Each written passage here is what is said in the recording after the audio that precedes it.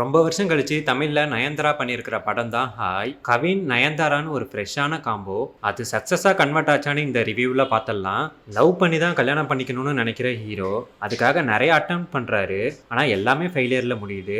அவரோட சொந்த அத்தை பொண்ணுக்கே ப்ரொபோஸ் பண்றாரு. அவங்களும் நீ பல மாதிரி இருக்க, உன்னெல்லாம் யார் கல்யாணம் பண்ணிப்பான்னு சொல்லி அசிங்கப்படுத்துறாங்க. இவங்க வீட்ல அரேஞ்ச் மேரேஜுக்காக பொண்ணு பார்க்குறாங்க. அரேஞ்ச் மேரேஜ்ல விருப்பம் இல்லாத ஹீரோ லெட்டர் எழுதி வச்சுட்டு சென்னைக்கு ஓடி வந்துடுறாரு. ஒரு பக்கம் வேற ஒரு ஊர்ல இதே மாதிரி கல்யாண அரேஞ்ச்மெண்ட்லாம் நடந்துட்டு இருக்கு. அவங்களுக்கும் கல்யாணத்துல விருப்பம் இல்லாம சென்னைக்கு ஓடி வந்துடுறாங்க.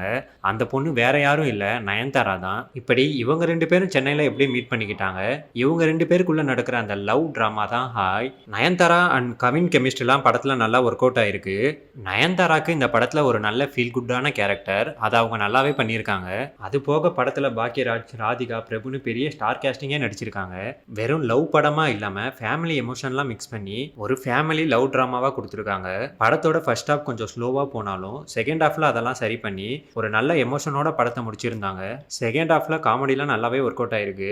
கவின் மாதிரி ஒரு பையனுக்கு 30 வயசு வரைக்கும் லவ்வே செட் ஆகல அப்படிங்கறத நம்பவே முடியல. ஏன்னா அதற்கான எந்த ஸ்ட்ராங்கான எலிமெண்ட்டுமே படத்துல இல்ல.